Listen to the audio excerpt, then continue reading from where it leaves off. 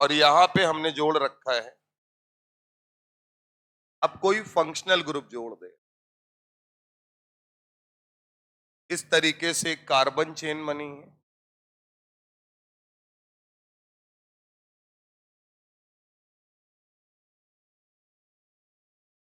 यहां double bond,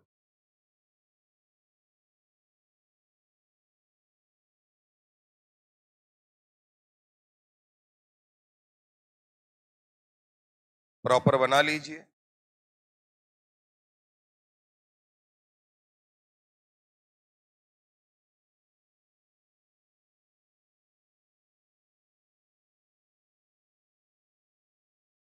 अब हमको ये बताइएगा, ये तो तय बात है कि बेंजीन को हम एज अ सब्स्टिट्यूएंट लेंगे।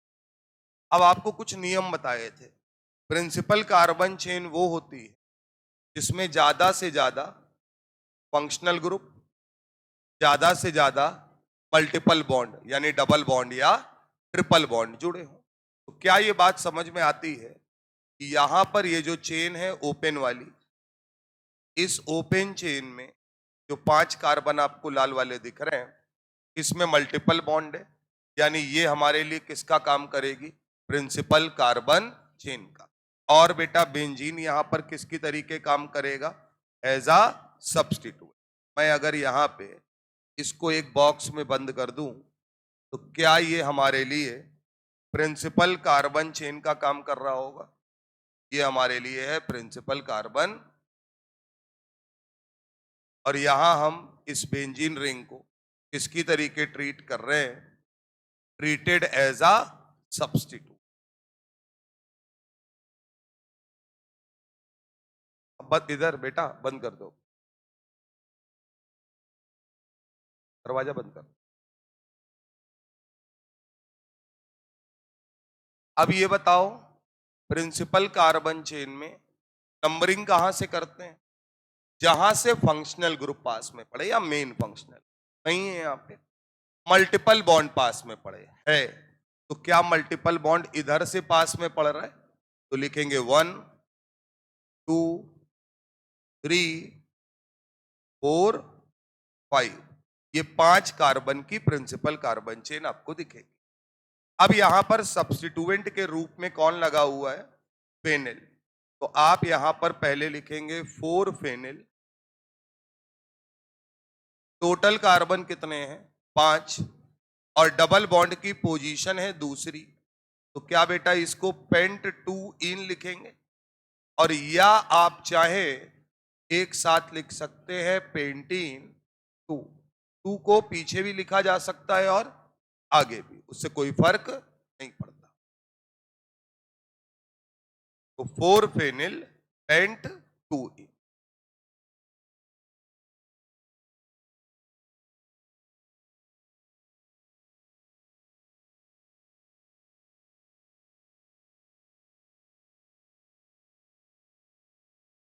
अब कुछ नाम जो फंक्शनल ग्रुप के साथ हैं उनको आपको पता होना है। एक बात, अगर हम बात यहां पर करें, एक बात हमको ये बताइएगा, यहां तक क्लियर है मामला? अब हम कुछ नाम याद कर लेंगे और ये नाम भी प्रायोरिटी ऑर्डर के हिसाब से काम करते हैं। जैसे बेंजीन के ऊपर क्या लगा है? ओवे। बेंजीन के ऊपर NH2। अभी आप पढ़ के भी आए, ये कुछ नाम आपको याद रखने। बेंजीन के ऊपर CH3 पढ़ के आए हो। बेंजीन के ऊपर OCH3। बेंजीन के ऊपर CHO। बेंजीन के ऊपर COOH। बना लीजिए सब। इनको नाम से पहचानना आना चाहिए, यानी ये फंक्शनल ग्रुप है। बात समझना। और याद रखना, जब ये फंक्शनल ग्रुप हायर प्रायोरिटी पर हो, मतलब इनसे छोटा कोई लगा हो, तो हम इस पूरे का नाम एक साथ लिख सकते। क्या लिख सकते हैं? ओवेच अगर लगा है तो ओवेच के लिए आप बेंजीन के ऊपर ओवेच है तो डायरेक्ट क्या यूज करेंगे? फिनॉल। NH2 अगर लगा है तो आप यूज करते हैं एनिलीन। आपने जो पढ़ रखा है हम उसी की बात कर रहे हैं। इससे आपका एक सवाल आया हुआ है, उसकी बात करेंगे, अभी वो भी दिखवाएं। यहां बेटा टॉलुइन। OCH3 एक ईथर ग्रुप है, इसके लिए हम लोग यूज करते हैं एनिजॉल। ठीक बात है। CHO बेटा अगर होगा तो बेंजल्डिहाइड।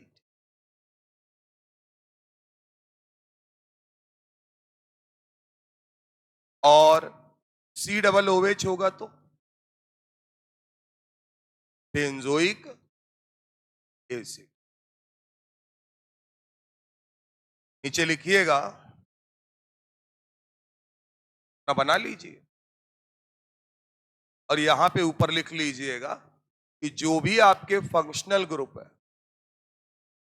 वो किसकी तरीके माने जा रहे हैं?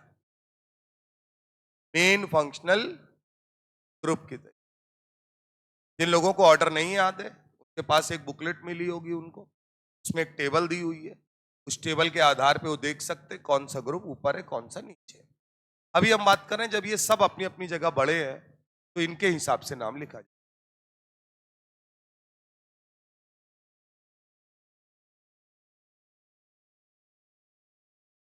बेंजीन के ऊपर अगर लगा है CONH2, क्या लगा है सर? CONH2। बेंजीन के ऊपर अगर लगा है CO और X है तो मान लो Cl लगा। बेंजीन के ऊपर ईस्टर ग्रुप लगा है,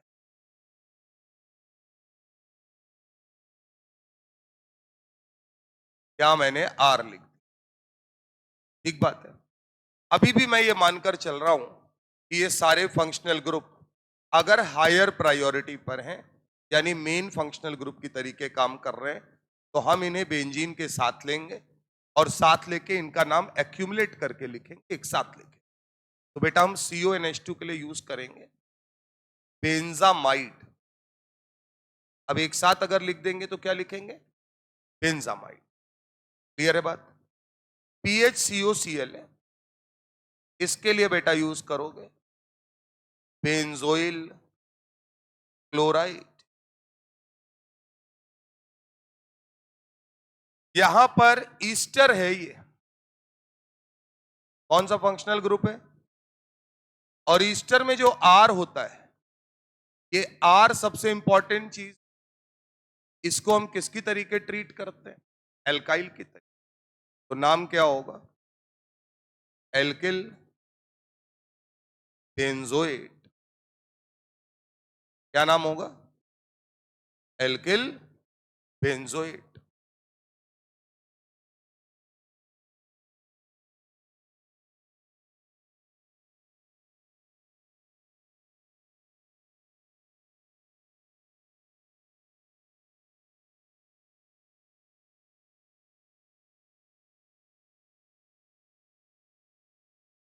जितना भी लिखा है ये आपको डायरेक्टली याद होना है।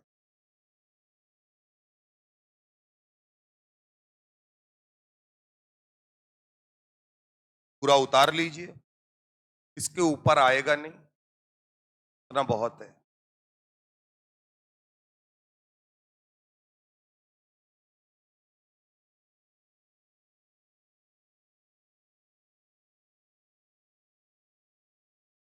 नीचे लिखना, if these functional group, if these functional group written above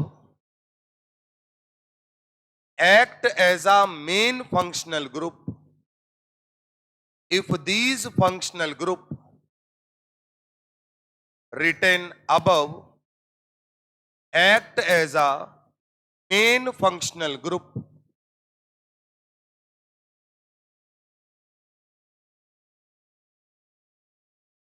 So the name of these group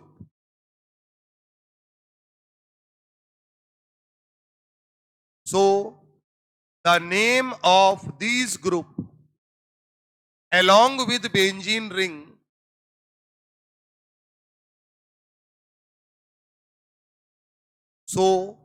the name of these group along with benzene ring written as above, जैसा ऊपर लिखा है वैसे ही लिखेंगे, written as above. So the name of these group along with benzene ring written as above. ऊपर हम इनको इस तरीके से एक साथ लिख लेंगे. And benzene ring considered as principal carbon chain. मतलब और कुछ अगर लगाए तो उसे हम क्या मानेंगे कि वो बेंजीन पर आकर as a substituent. And benzene is considered as principal carbon chain.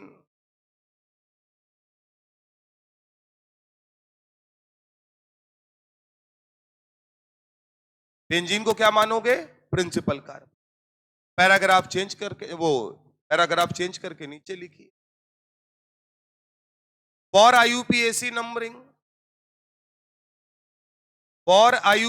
Numbering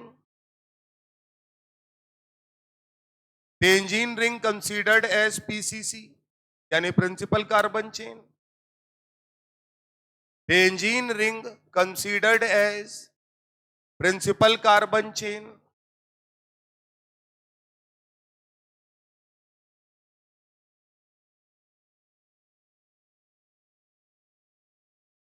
and attached other groups named as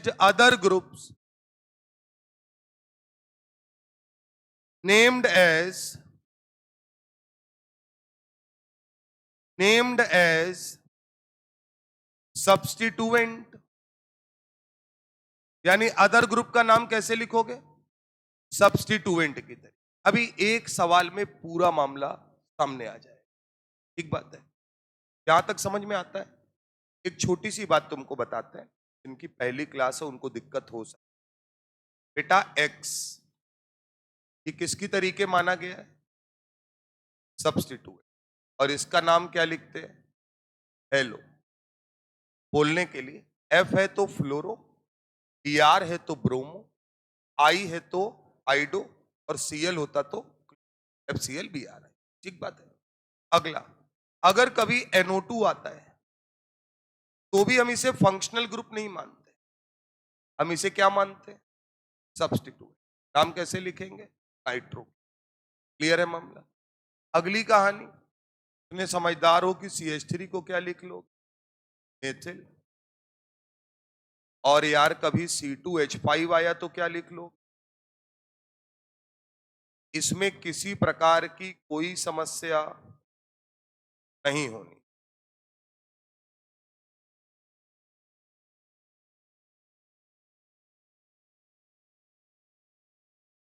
इसमें किसी प्रकार की कोई समस्या नहीं होनी. क्लियर है मामला? साइड में ये टेबल बना लीजिए, अभी जरूरत पड़ने वाली.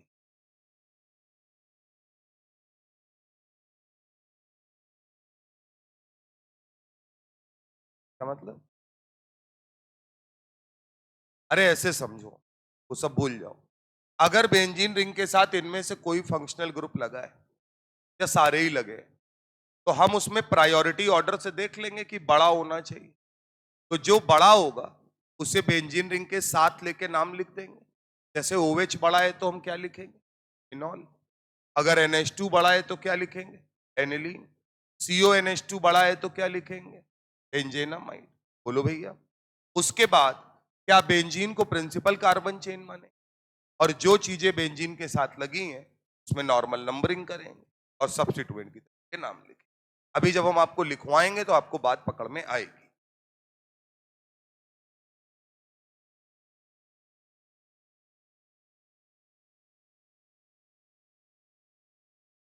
है ना, अभी मामला पकड़ में आएगा, परेशान ना हो तो लिख लो बस तुम। कठिन काम तुम कर चुके हो, कठिन काम था यूपीएससी सीखना, वो आ गया, इसको हलवा है यार। बस इसको इसलिए पढ़ा रहे हैं कि कहीं आप कंफ्यूज ना हो, कल को अगर बेंजीन वाला क्वेश्चन आए। यहां तक कोई समस्या नहीं, चला जाए तो आइए नाम लिखते हैं, बताइएगा।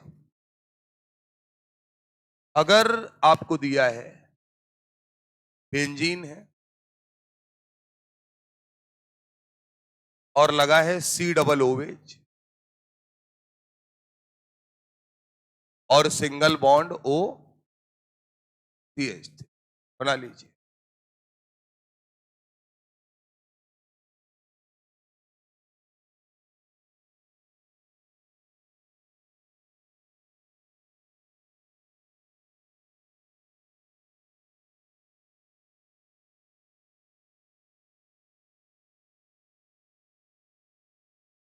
अब हमको एक बात सिर्फ ये बता दीजिए,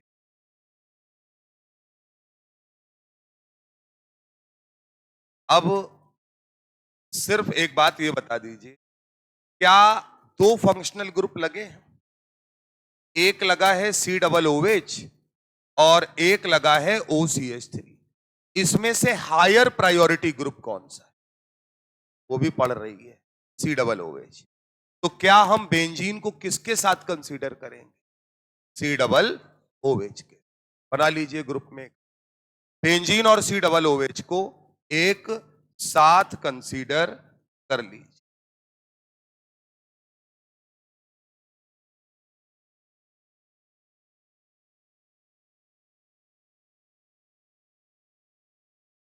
इधर आओ,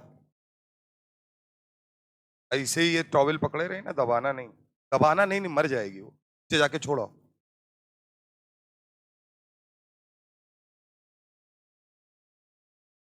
बायो पढ़ते नहीं है दोस्त, बायो दिखाते हैं, सीनियर है, डॉक्टर नहीं है। चलो, हर परिस्थिति को टैकल करना आता है अपने, खैर तुम भी करोगे, लेकिन तुम में से आधे लोग खून देख के डर जाते हैं, वो एक अलग बात है। ये है साहब, कह रहे नहीं डरते हैं। यहां तक अगर हम बात करें तो अच्छा एक बात बताना, अब सीधे इस पे आ जाओ, इन दोनों में बड़ा ग्रुप कौन है दोस्त? COOH। इसमें कोई दिक्कत वाली बात नहीं है। तो इसका मतलब जो कहानी हमने लिखी है वो क्या लिखी है? प्रायोरिटी ऑर्डर में जो बड़ा है उसको मान लेंगे रिंग के साथ। अब अगर तुमने ये मान लिया तो तुम्हारी प्रिंसिपल कार्बन चेन कौन है? रिंग। और ये ग्रुप तुम्हारे लिए किसकी तरीके काम कर रहा है? Main functional group. बात खत्म। अब हमको ये बताओ, ये जो भाई साहब लगे हैं इधर कोने में, ये तुम्हारी नजर में क्या है? यही तो बात बताई गई है। अब अंग्रेजी ज्यादा लंबी चौड़ी लिखा दी गई। अब हमको बताइए नंबरिंग कहां से करेंगे? जहां से मेन फंक्शनल ग्रुप पास में पड़े, पहला नंबर तो इन्हीं को देना है। अब बेटा किस तरफ जाएं? जहां पर सब्स्टिट्यूएंट जल्दी मिले, तो ये आपने लिखा। अब हमको सिर्फ इतना बताओ, अगर ये भैया ना लगे होते तो आप नाम क्या लिखते? Benzoic acid. क्या है? Benzoic acid. अगली कहानी सर, अब ये बताइए OCH3, OCH3 को क्या बोलेंगे?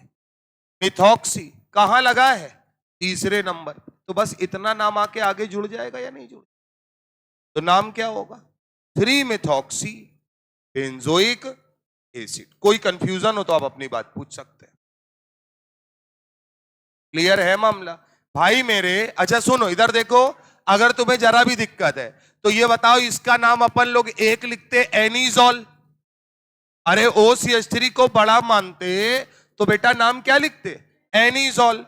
इनको बड़ा मानते तो नाम क्या लिखते? Benzoic acid. तो दो में से एक आदमी पकड़ना पड़ेगा या नहीं पकड़ना पड़ेगा? तो क्या अपने को मालूम है हायर प्रायोरिटी किसकी है? COOH। अरे जो सीक्वेंस है उसी से ना प्रायोरिटी डिसाइड होगा, चाहे किसी से भी लगाओ। तो इसका मतलब अगर ये मेन फंक्शनल ग्रुप है तो ये क्या हो गए, सब्स्टिट्यूएंट। तो एनिजॉल क्यों लिखेंगे, बेंजोइक एसिड। क्लियर है मामला। कल को अगर कहीं लिखा आ जाए, इधर देखिए, इसको मान ले वो एनिजॉल और यहां लिखे 1 2 3 कार्बोक्सी या 3 कार्बोक्सिलिक एनिजॉल, तो क्या वो नाम गलत हो जाएगा? क्योंकि आपने कार्बोक्सिलिक एसिड के रिस्पेक्ट में OCH3 को मेन फंक्शनल ग्रुप मान लिया, जो कि गलत है। क्या ये बात पकड़ में आती है? बना लो। तो अब तुम्हें कुछ भी देंगे तो तुम पकड़ लोगे, ऐसा ही है ना। देखिए सर, आइए बोलो बेटा।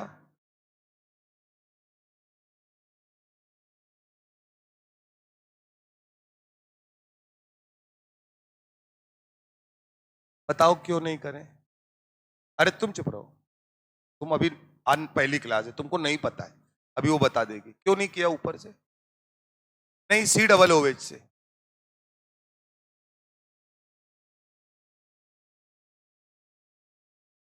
ओपन चेन से रिंग में आते हैं कभी? नहीं। रिंग से ओपन चेन में जाते हैं? नहीं। इसीलिए कह रहे हैं दोस्त, हम लोगों से पढ़ने के लिए तुम जितना मर रहे थे, बुरा ना मानना। और हम इसीलिए किसी को एंटरटेन नहीं करते अपने सामने। जो तुम्हें लगता होगा इतने बैठे हैं, कोई एक आदमी मुझसे आज तक नहीं कह सकता कि मैंने किसी को फोन करके बुलाया हो कि भैया बाबू आओ यार, तुम आ नहीं रहे हो ना। यहां हंसी मजाक अलग बात है, उसका रीजन है सर, आपको सुनना पड़ेगा। क्या मैंने आपको बहुत बढ़िया से पढ़ाया है? ओपन चेन और रिंग में कभी भी नंबरिंग करते समय एक दूसरे में उतरते नहीं है। ये कहां लगा है? Open chain. ये क्या है? रिंग। बेंजीन है तो भी तो रिंग ही है ना दोस्त। तो ये बताओ, कभी भी ये काम करोगे? नहीं करोगे बेटा, ये गुनाह है। बात समझे या नहीं समझे? तो कभी भी नंबरिंग यहां से नहीं करनी है। हाँ, अब हम नंबरिंग नहीं कर सकते तो हम इसे सम्मान क्या देते हैं? हम सम्मान ये देते हैं भैया तुम जहां लगे हो पहला नंबर तुम्हारे बगल में डाल दिया। क्लियर है मामला। अब इसी में अगर मान लीजिए इस तरीके से दिया हो, बनाइए जरा। अब तो हम फंसाने वाले देंगे सारे आपको। बहुत अच्छे से सुनिएगा सर, कि पुराना आदमी पूछेगा तो यार गुस्सा आएगा फिर, यार इस बार इतना चिल्ला चिल्ला पढ़ाया है यार। बेचारे नए वाले जाने ले रहे हैं कि हाँ ठीक है, वो एक बड़ा ग्रुप हो गया।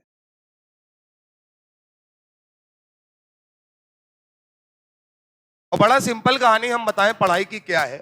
अगर पढ़ाई मन से होती, जहां से मन करे वहां से कर ले, तो फिर बात ही खत्म हो जाती। फिर ये देश यूक्रेन होता, रसिया होता। हाँ हाँ, यहां से भागते नहीं है आदमी। अरे यार तुम्हारे कितने मिलने वाले होंगे? अब तो गांव देहात का आदमी बकायदा 1-2 बीघा जमीन बेच के बकायदा जाता है। कि वो क्या सोचता है, और ऐसे समझाते हैं। यहां वो लेवल नहीं है जो रशिया में है, जो यूक्रेन में है। अब ऊपर वाले की मार ऐसी पड़ी कि जिन 2 जगह भाग के जाते थे उन दोनों जगहों में लड़ाई चल रहा है। बोलो यार, अब तुम्हारे पास डॉक्टर केवल बनने का एक ही जगह बचा है, या तो यहां, या पाकिस्तान, या श्रीलंका।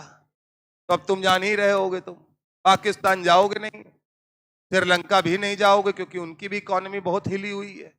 वहां सुनते ही होगे 25,000 रुपया किलो ये बिक रहा है, फलाना है, डिमका है। तो बस यही कुल मिलाकर यही देश है आपके पास।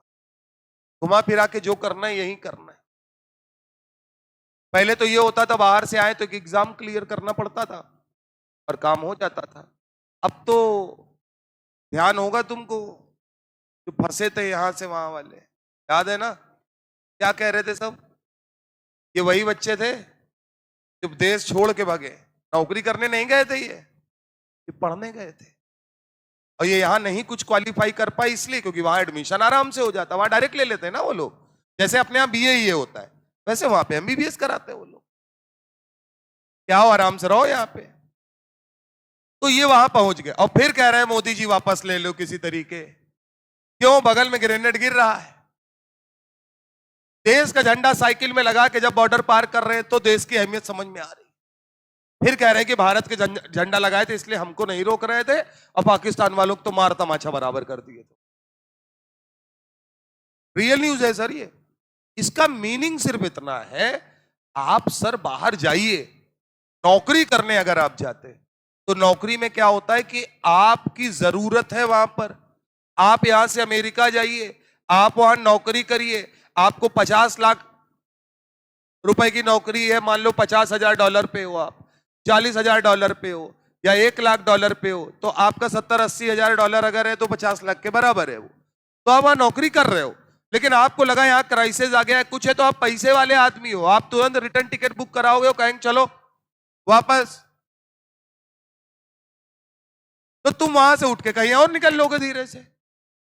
पढ़ने जब जा रहे हो तो अब वो समस्या भी खत्म जो खूब आता था, यूक्रेन से करें MBBS और कजाकिस्तान से करें, है ना, फिर तालिबान से करें, तो पता चलेगा कि तुम्हारे हाथ में स्टेटोस्कोप होने की बजाय AK-47 के अब AK-56 दिए हुए हो और तुम फेसबुक में अपलोड कर रहे हो कि देख रहे हो। इससे सारे समस्याओं की का जो हल है वो ये है, अगर किसी को कोई दिक्कत हो तो हमारे पास आओ। ऐसा डॉक्टर नहीं बनना है सर, और देश को जरूरत भी है। देखो कोरोना पीरियड आपने देखा है सर, एक डॉक्टर की अहमियत आपकी समझ में आनी चाहिए। आपका डॉक्टर बनना केवल फाइनेंशियली आपके लिए जरूरी नहीं है सर, इसलिए भी जरूरी है कि केवल एक घर का आदमी अगर डॉक्टर बन जाता है ना, तो पढ़ाई में तो पूरी पीढ़ी आगे बढ़ती। हम अपनी बात कर रहे हैं, एक अच्छा इंजीनियर बनने के बाद कुछ लोग इन्फ्लुएंस होते हैं। आदमी हमको किस नजर से देखता है, चलो अब तो पढ़ा रहे हैं, वरना नॉर्मली इस नजर से देखता है कि आप कितना कमा रहे हैं, और उसका हमसे कोई काम नहीं पढ़ सकता यार।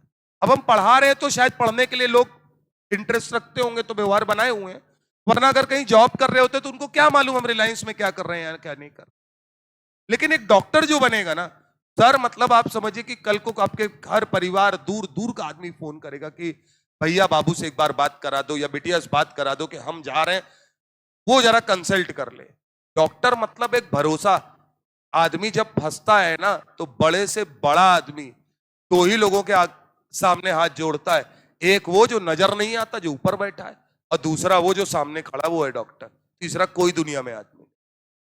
बड़े से बड़ा आदमी तुम्हारे सामने हाथ जोड़ दे, वो हाथ तुम्हारी काबिलियत पे जोड़ रहा है, वो जान रहा है कि ऊपर वाले ने तुमको एक ताकत ये दी है कि तुम मरते हुए को बचा सकते। इसको निपटना है वो तो चला ही जाएगा, लेकिन तुम्हारे हाथ में ये प्रयास है कि तुम उसके निपटने के प्रोसेस को धीमा कर सकते हो, तुम एक पॉजिटिव कैटलिस्ट की तरीके काम कर सकते हो, तुम मौत को हरा के जिंदगी को वापस लाने की क्षमता रखते हो। ये दुनिया का सबसे बड़ा काम है, इसको किसी पैसे से नहीं तौल सकते। कितना दुनिया कहती रहे कि चोर है, फलाना है, लूटते हैं, भैया जाना है क्योंकि बचाने के लिए वही जाना है साहब। कितना कह दो होम्योपैथिक दवा खा के सब सही हो जाता है, फलाना हो जाता है, नहीं सर। मुझे इतना पता है कि अगर एक्सीडेंट हुआ है, चोट लगी और ये फटा है, तो सीधे डॉक्टर के पास जाना पड़ेगा, वही स्ट्रेचिंग करेगा। कोई आयुर्वेदिक मल्लम हो ना, अभी हम लोग पाषाण युग में जी रहे हैं। बात समझ में आ रही है? वो मूवी वूवी में देखने में ठीक लगता है कि हीरो को लगाया गया थोड़ी देर में सब ठीक हो गया, ऐसा नहीं होता है सर। बकायदा स्ट्रेच करेगा, बकायदा दवा देगा, खाएगा, खाओ, और अगर थोड़ा पगलाओगे तो कहेगा इसका CT स्कैन करा के लाओ, देखो कहीं कोई नस दब अब तो नहीं गई। इसलिए इतनी मेहनत कर रहे हो, और कोई बात थोड़ी है। इसीलिए कहते हैं कि देखो तुम पागलपन का काम मत करना, क्योंकि तुम में से एक भी आदमी अगर कहीं गड़बड़ डॉक्टर बन गया, कितनों को लपेट दोगे तुम्हें अंदाजा नहीं है। वो लाइसेंस है तुम्हारे पास। बंदूक के लाइसेंस में क्या होता है, ड्राइवर के लाइसेंस में क्या होता है, 2 4 5 आदमी निपटा पाओगे ज्यादा से ज्यादा। तुम्हारे में तो पता ही नहीं है ना। तुम्हें बताया गया कि गॉल ब्लैडर का करना है ऑपरेशन, निकालनी पथरी, तुमने पथरी निकालते निकालते, क्योंकि तुम तो एज यूजुअल व्हाट्सएप चलाते रहते हो। पता चला कर रहे थे, एकदम से व्हाट्सएप आ गया, तुमने खोल के देखा तो कैंची हल्की सी, हल्का सा इधर गॉल ब्लैडर से थोड़ा आगे आए तो किडनी में कहीं छू गई बस। तुमको भी अंदाजा नहीं रहा, क्योंकि तुम तो बड़े एज यूजुअल हो, गलती तुमसे छोटी मोटी हो ही जाती। अब बेचारे को जिसको पथरिक दर्द था, बाद में वो पता लगा रहा है कि ये किडनी में ARF वाला है कि CRF वाला है, अब वो वहां पता लगा रहा है।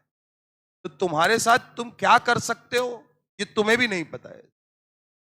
एक अच्छा डॉक्टर वो है जो सही इलाज कर दे, पैसा भर के लो, कोई नहीं कहेगा 2 रुपए मत छोड़ो, हम आए तो भी मत छोड़ो, कह दो तुम कमाते हो, तुमको नहीं छोड़ेंगे, इलाज बढ़िया कर देंगे। वो एक अलग बात है कि जितने लोगों को हमने बनाया है उनके पास हम कभी नहीं जाते हैं। उसका रीजन क्या है? क्योंकि हमने आपका ये समय देखा है।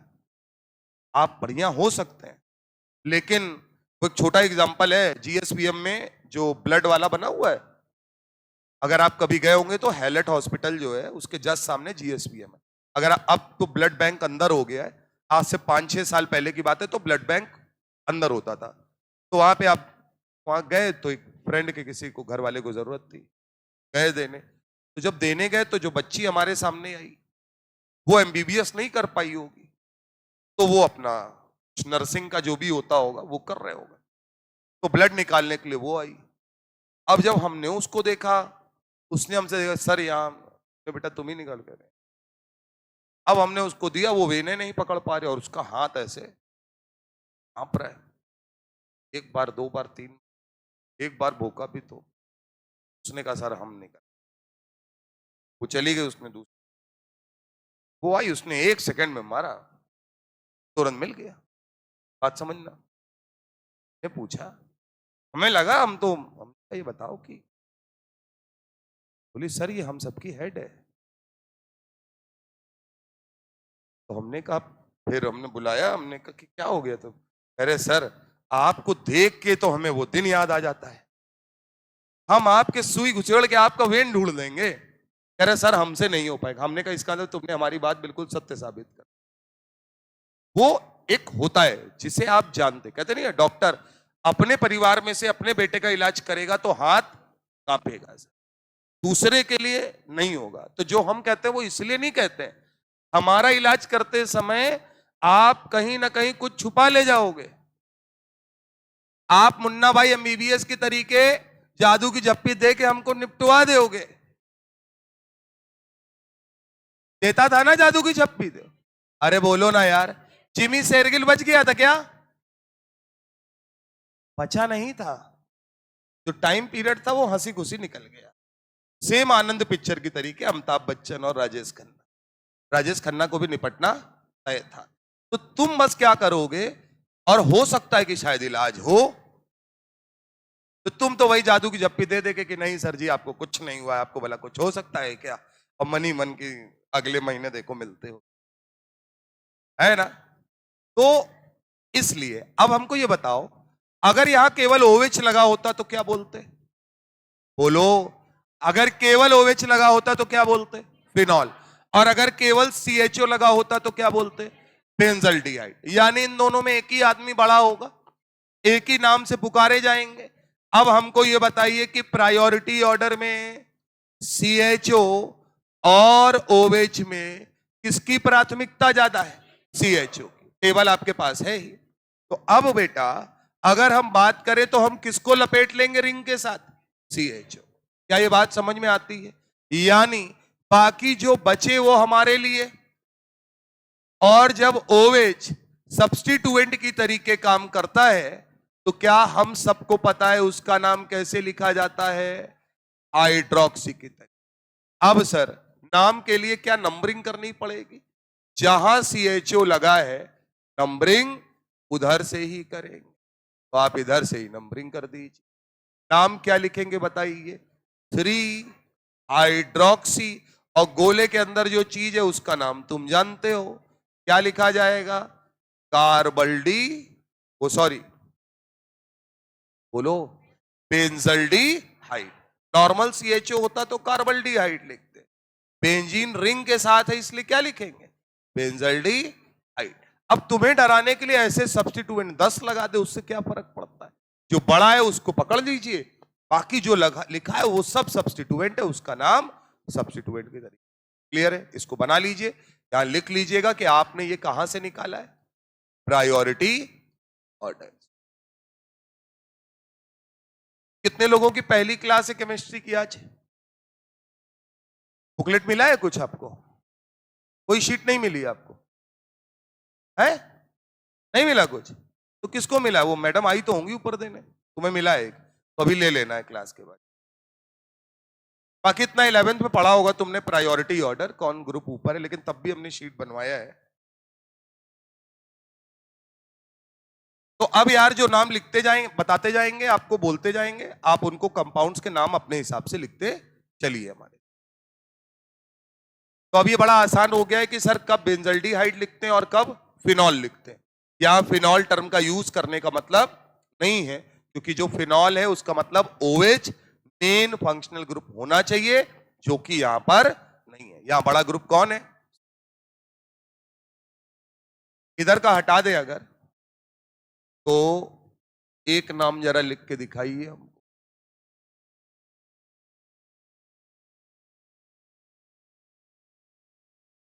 बेंजीन है, ठीक है। यहां लगा है बेटा CONH2, यहां है Br और यहां है NH2। बनाइए, बताइए।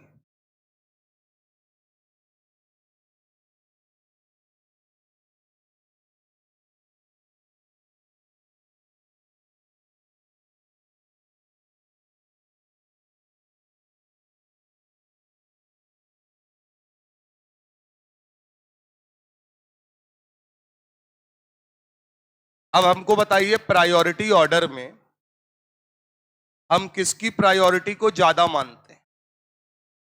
अगर हम प्राथमिकता की बात करें, वरीयता क्रम की बात करें, तो प्रायोरिटी में क्या CONH2 की प्रायोरिटी NH2 से ज्यादा है। अच्छा, Br के लिए तो कुछ सोचना ही नहीं है, ये तो पढ़ ही लिया है कि ये कौन होता है, सब्स्टिट्यूएंट। ठीक बात। तो अब अगर हम बात करेंगे तो ये मेन फंक्शनल ग्रुप की तरीके काम करेगा और NH2 हमारे लिए सब्स्टिट्यूएंट। और जब NH2 सब्स्टिट्यूएंट होता है तो उसका नाम किसकी तरीके लिखते हैं, एमिनो की तरीके। तो इसका मतलब अगर हम, ये है अपने पास मामला, ठीक बात। तो ये बताइए इतने के लिए क्या लिखेंगे, बोलिए। बेंजामाइड, नाम देखिए पीछे लिखवाया है। बेटा नंबरिंग करो, जहां से ये लगा है पहला नंबर इसी को मिलेगा। उसके बाद ये दोनों सब्स्टिट्यूएंट है, सब्स्टिट्यूएंट यहां से पास में पड़े तो ये 2 3 4 नाम होगा 4 एमिनो। ए से शुरू हो रहा है इसलिए पहले लिख रहे हैं दोस्त। 4 amino 2 bromo benzamide, 2 bromo benzamide.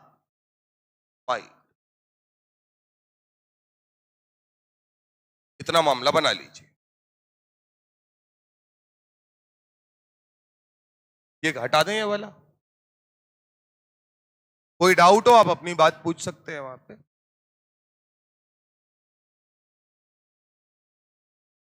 सीधा मतलब है जो फंक्शनल ग्रुप बड़ा है हम उसके साथ बेंजीन रिंग को मान लेंगे, बाकी लोगों को सब्स्टिट्यूएंट मानेंगे और उनका नाम हमको लिखना आना चाहिए, यही है। अब सर एक भाई साहब है, ये इनका कॉमन नेम है, इसलिए कि तुमको ये भी याद हो जाए। क्या लिखा है, पिक्रिक एसिड। पिक्रिक एसिड का मतलब नॉर्मली जहां जहां एसिड लिखा होता है वहां COOH ग्रुप जरूर होता है। आपके लिए पूछा जा सकता है तो याद रखना है पिक्रिक एसिड एक ऐसा एसिड है जिसमें क्या नहीं पाया जाता, COOH ग्रुप इसके अंदर प्रेजेंट नहीं होता है। ये पहले बना लीजिए, 4 नंबर लिखे हैं सर। पिक्रिक एसिड में COOH ग्रुप नहीं होता।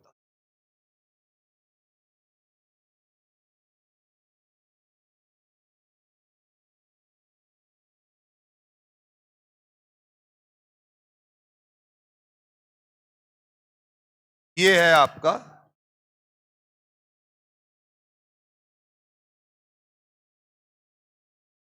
Picric acid.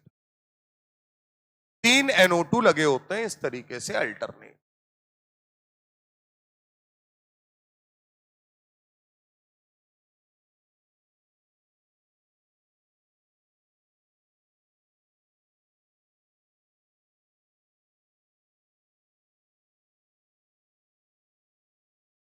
अब जैसा कि मैंने आपको पढ़ाया है अभी, हमें हमें इसका बेटा क्या लिखना है, IUPAC नेम लिख, ठीक है ना, हमें इसका IUPAC नेम। पहली चीज क्या, ये बताइए, हम इस रिंग को OH के साथ मानेंगे, क्योंकि NO2 अभी पढ़ा दिया है किसकी तरीके काम करता है, एक्ट एज अ सब्स्टिट्यूट, सब सब्स्टिट्यूएंट है। तो क्या इसको हम फिनॉल लिखेंगे बेटा, लेकिन उससे पहले हमें यह पता होना चाहिए कि सब्स्टिट्यूएंट कहां कहां होते हैं। तो 1 2, अच्छा इधर से भी कर सकते हैं, नंबर 2 पर ही पढ़ रहा है, 3 4 5 6, नाम होगा 2 4 6, पहले सब्स्टिट्यूएंट का नाम लिखते हैं। तो 3 बार है तो ट्राई नाइट्रो, और बेंजीन के साथ OH है तो क्या लिखेंगे, फिनॉल।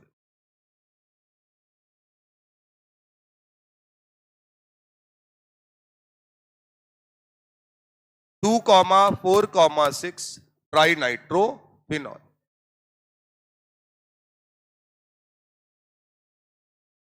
ठीक बात, यहां तक अगर आपको आता है तो मैं यहां से आपके 4 नंबर फिक्स करा देता हूं अभी। क्या 4 नंबर है उसका इस चैप्टर से मतलब, ये क्लियर हुआ है आपको, यहां तक कोई समस्या नहीं है। अब सर हटाएं इसको। अब बेटा एक बात बहुत क्लियर कट तरीके से समझना, अगर बेंजीन रिंग के ऊपर यहां पर कोई ग्रुप अटैच, अगर ग्रुप अटैच नहीं है तो इस बात का कोई मतलब नहीं रह जाएगा। ग्रुप बोला है यानी ये ग्रुप फंक्शनल ग्रुप भी हो सकता है और नॉर्मल कोई ClBr भी हो सकता है। अगर कोई ग्रुप अटैच है तो बेंजीन रिंग के रिस्पेक्ट में ये जो पहली पोजीशन पड़ती है इसे हम कहते हैं ऑर्थो पोजीशन। ये कौन सी पोजीशन होगी बेटा, ऑर्थो होगी, और इसे हम नॉर्मली O से डिनोट कर देते। उसी ग्रुप के रिस्पेक्ट में ये पोजीशन, दोनों सिमिलर है इसलिए दोनों में नाम लिखेंगे। कौन सी पोजीशन, मेटा, इसे स्मॉल m से डिनोट करते हैं। और ये लास्ट वाली पोजीशन कौन सी होती है, पैरा, इसे स्मॉल p से डिनोट बना लीजिए। तो अगर बेंजीन रिंग में कोई ग्रुप अटैच है तो उस ग्रुप के रिस्पेक्ट में हम लोग अगर बात करें तो बगल में अगर बेंजीन रिंग के कुछ लगाया तो बोलेंगे ऑर्थो, उसके बाद लगाया तो बोलेंगे मेटा, और उसके बाद लगाया तो बोलेंगे पैरा।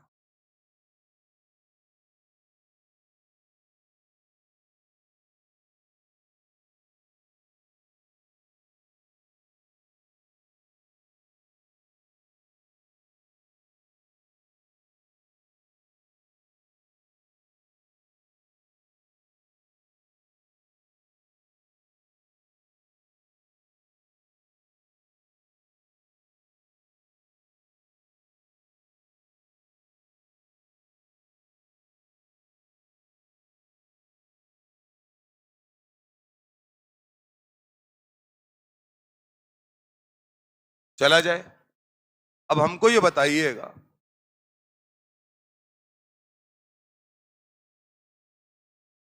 अगर मान लीजिए यहां Cl ही लगा है और यहां Cl है, यह आपका पहला चैप्टर है क्लास 12th का, एल्किल और एरिल हैलाइड में, एरिल हैलाइड वाला।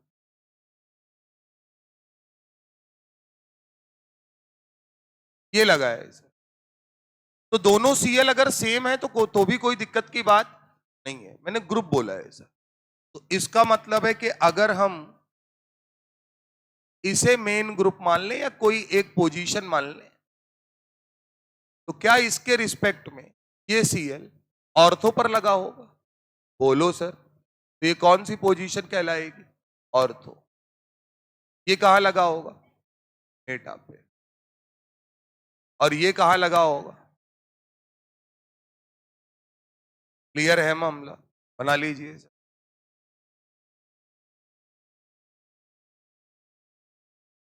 अगर हम पोजीशन नहीं लिखना चाहते तो हम ऑर्थो मेटा पैरा का यूज कॉमन नेमिंग में करते हैं।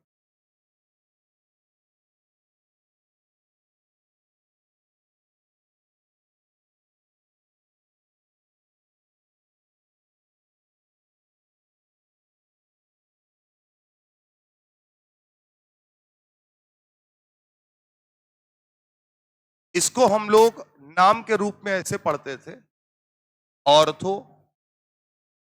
Dichloro benzene. अच्छा, बेंजीन की एक खासियत है, उसके पास एक ही पोजीशन यानी एक ही एच होता है। तो इसका मतलब है कि आप वहां दो सीएल एक जगह पे नहीं लगा सकते। तो यानी ऑर्थो का मतलब है एक सीएल लगा के उसके रिस्पेक्ट में ऑर्थो पे दूसरा लगा दे। इसे क्या बोलोगे? Meta dichloro benzene. और इसे बेटा क्या बोलेंगे? Para dichloro benzene. तो यहां पोजीशन लिखने की कोई जरूरत नहीं पड़ती है कि आप कॉमन नेमिंग यूज। जहां भी आप नंबर नहीं डाल रहे मतलब आप कॉमन नेमिंग कर। जहां आप नंबर डाल के बात कर रहे हैं वहां आप आईयूपीएसी नेमिंग की। ठीक बात है। तो तुम्हें लग रहा होगा कि यार तुम अच्छा खासा हमको उधर आईयूपीएसी पढ़ा रहे थे, खत्म भी हो रहा था, खत्म होते होते तुम डायरेक्ट पहुंच गए ऑर्थोमेटा पैरा पे। इसका क्या मतलब है? क्यों पढ़ा रहे हो? क्या जरूरत है ऑर्थोमेटा पैरा बताने की? अभी जरूरत है क्योंकि आप 12th पास्ड बैच है, ड्रॉपर बैच है, तो आपने पढ़ रखा है, तो आप कनेक्ट कर सकते हैं। चलें सर। अब एक सवाल आता है, एसिडिक स्ट्रेंथ का ऑर्डर पूछा जाता है, यानी कौन अच्छा एसिड है। तो एसिड वो अच्छा होता है, कुछ बातें याद रखनी। एसिडिक स्ट्रेंथ कभी भी पूछी जाए डायरेक्टली प्रोपोर्शनल टू के। ये के आपने पढ़ा है कक्षा 11 में आयनिक इक्विलिब्रियम में। के बताता है एसिडिक स्ट्रेंथ कांस्टेंट, मतलब कि एसिड H प्लस कितनी जल्दी देता है। इनवर्सली प्रोपोर्शनल टू अगर पूछा जाए तो पी के। यानी ये ऑर्डर आपको याद रखना है। कल को अगर आपसे कहा जाए कि 4 एसिड आपको दिए गए और उनके लिए के का ऑर्डर बताओ, तो मतलब किसका ऑर्डर पूछा जा रहा है? Acidic strength. दूसरी बात, के जितना ज्यादा एसिडिक स्ट्रेंथ उतनी ज्यादा। एसिडिक स्ट्रेंथ जितनी ज्यादा पीके की वैल्यू उतनी कम। तो एक अच्छा एसिड यानी स्ट्रॉन्ग एसिड वो होता है जिसके लिए के की वैल्यू ज्यादा हो लेकिन पी के की वैल्यू कम हो। पी के आपने पढ़ा होगा आयनिक इक्विलिब्रियम में, हम लोग पी के बराबर माइनस लॉग ऑफ के पढ़ते हैं। जैसे आपने पढ़ा था पीएच बराबर minus log of H I N. बोलो बेटा, वैसे ही एच की जगह क्या रख दोगे? के। तो पी के बराबर माइनस लॉग ऑफ। क्लियर है मामला? यहां लिख लेना, के को हम लोग बोलते हैं ionization constant for acid. Acid के टूटने का रेट उसका कांस्टेंट है जब इक्विलिब्रियम बनाते हैं।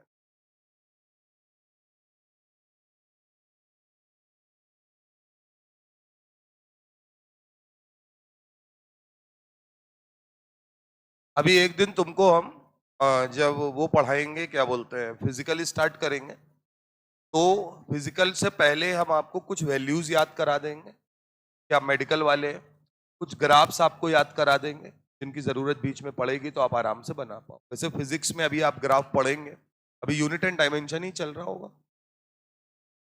वेक्टर चल रहा है सॉरी। हाँ तो ठीक है, वेक्टर के बाद ही वो स्ट्रेट लाइन जब पढ़ाएंगे तो ग्राफ पढ़ाए जाते हैं, मोशन इन 1D वाले।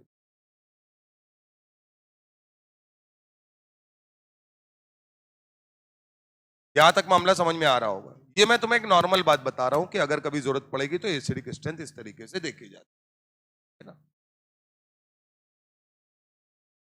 चले हटाए। अब अगर मैं तुमसे कहूं कि इस पर एक सवाल आता है एसिडिक स्ट्रेंथ के ऑर्डर का, और वो अगर आप याद कर लीजिए अभी के लिए, अभी समझना नहीं है कुछ उसमें, रट लेंगे तो 4 नंबर आपके बन जाएंगे। वो 4 नंबर क्या है उसकी बात करते हैं। हटाएं इसको, यहां तक नोट कर लिया है। चलिए सर,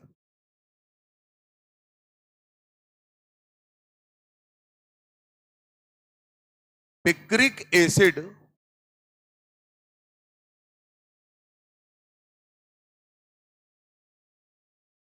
पियो मत,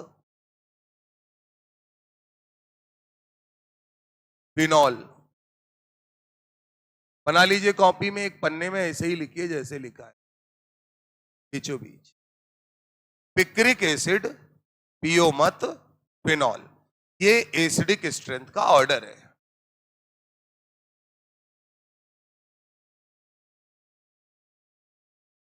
ये 4 नंबर का सवाल बहुत परेशान करता है, नीट में आता ही आता है। वैसे तो मैं जुगाड़ के खिलाफ हूं, बट कुछ चीजों में याद कर लेना ज्यादा समझदारी का काम। जहां फंस सकते हैं वहां तो याद ही कर ली।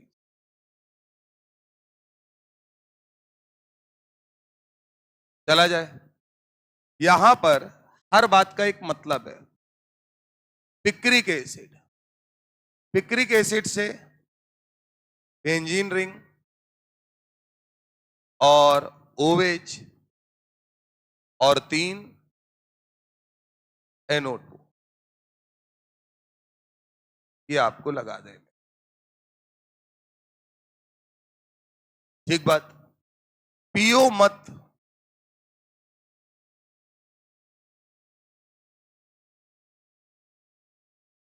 ठीक बात है। पी का मतलब समझना बेटा,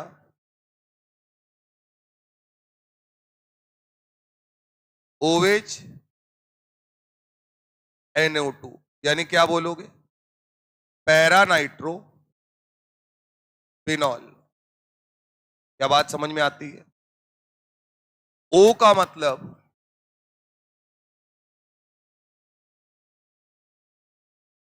यहां ओवेच होगा, यहां NO2 होगा, और इसे हम लोग कहेंगे ऑर्थो नाइट्रो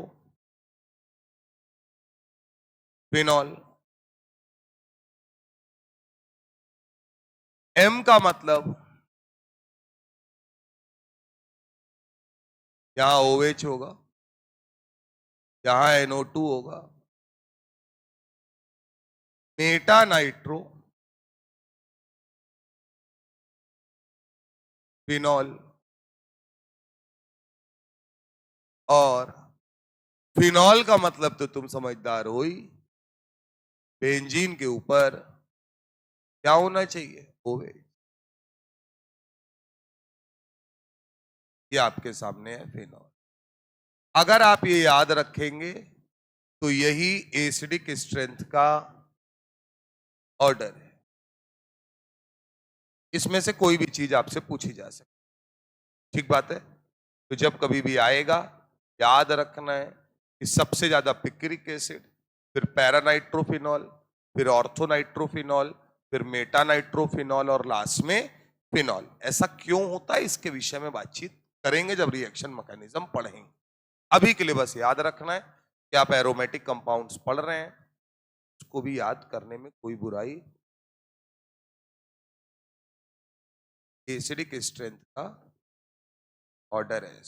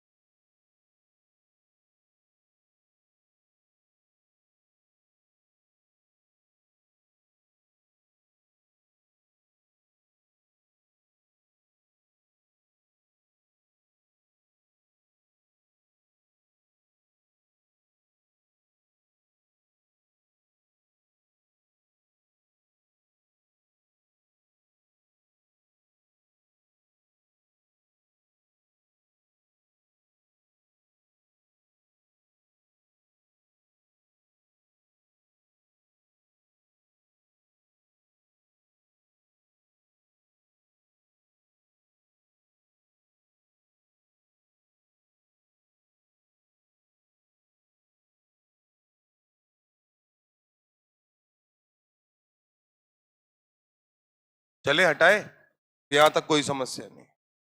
तो ये याद रखना, अलग से एक आर्टिकल है तुम्हारे।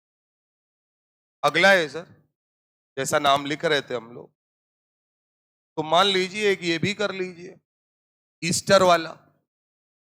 इसमें भी मामला फंस सकता है आपका। C double bond O E T, single bond ओवेच।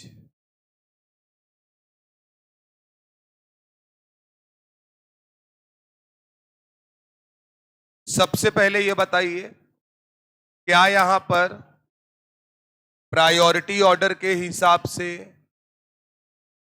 किसको ज्यादा प्राथमिकता मिलेगी? ईस्टर को। यानी C double bond O E T और ओवेच में ज्यादा प्रायोरिटी किसकी होगी? ईस्टर। बोलो बेटा, सीधा फंडा है, प्रायोरिटी किसकी ज्यादा होती है? ईस्टर की ज्यादा हो। ठीक बात। अब हमको ये बताइए सर, क्या आप इसको मानेंगे रिंग के साथ और इसको मानेंगे क्या? सब्स्टिट्यूट। पहले तो ये समझिए।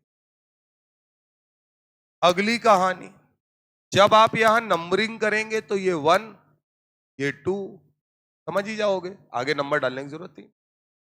अब ईस्टर ग्रुप में जो ये ईटी लिखा है, ये किसका काम करता है? एल्किल का। मैंने आपको देखिए नाम लिखवाया है, एल्किल बेंजोएट। क्या लिखवाया है? Alkyl benzoate. तो ये बताइए सबसे पहले नाम किसका लिखेंगे? ईस्टर में याद रखना, सबसे पहले नाम किसका लिखा जाता है? एल्किल का। वो वहां भी लिख रहे थे, यहां भी लिख। क्लियर है मामला? उसके बाद हम क्या करते हैं? बाकी काम। तो क्या 2 पर हाइड्रोक्सी लगाए? तो लिखेंगे 2 हाइड्रोक्सी। और फिर पूरे के लिए क्या लिखेंगे? बेंजोएट। पूरे के लिए क्या लिखेंगे? बेंजोएट। तो एथिल 2 हाइड्रोक्सी बेंजोएट। बुकलेट निकालिए जरा। इनके पास नहीं है उनको परेशान नहीं होना है। सवाल है सर, वो मैं आपको करा देता हूं। दिखाओ बिटिया।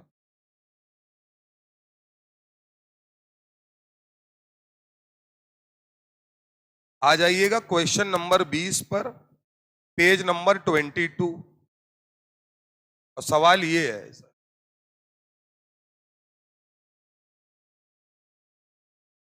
Benzene ring OCH3 Cl NO2। Clear है मामला? ये लो, इसका IUPAC नाम पूछा गया। ठीक बात है, बना लीजिए सर।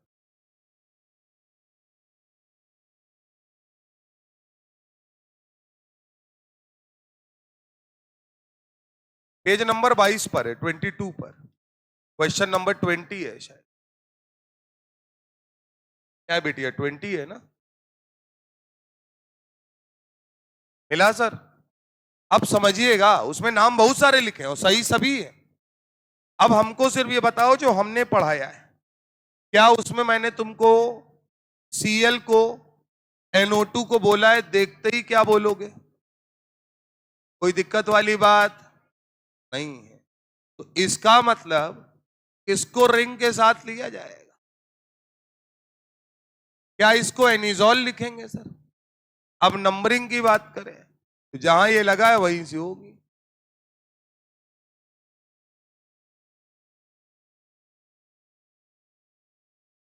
ये है मामला। तो अगर हम बात करेंगे तो क्या अल्फाबेटिकली अगर लिखेंगे तो 2 क्लोरो 4 नाइट्रो 4 नाइट्रो, और सर सीधे अब क्या लिखेंगे? Any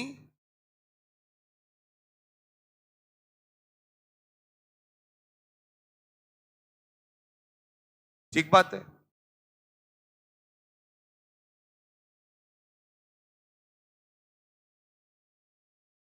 two chloro 4 nitro anisole. अब सर बात को समझिएगा, जिनके पास बुकलेट नहीं है वो आज ले लेंगे, लगभग खत्म ही है ये मामला। कल थोड़ा बहुत जो हमें और एक्स्ट्रा बताना है वो मैं बता के इसको निपटा दूंगा। कॉमन नेमिंग का कुछ पोर्शन पढ़ाऊंगा जिसमें कि आपके उसमें हेडिंग पड़ी होगी। बिटिया दिखाना जरा। अब सिर्फ और सिर्फ एक्सरसाइज 1 में आ जाओ।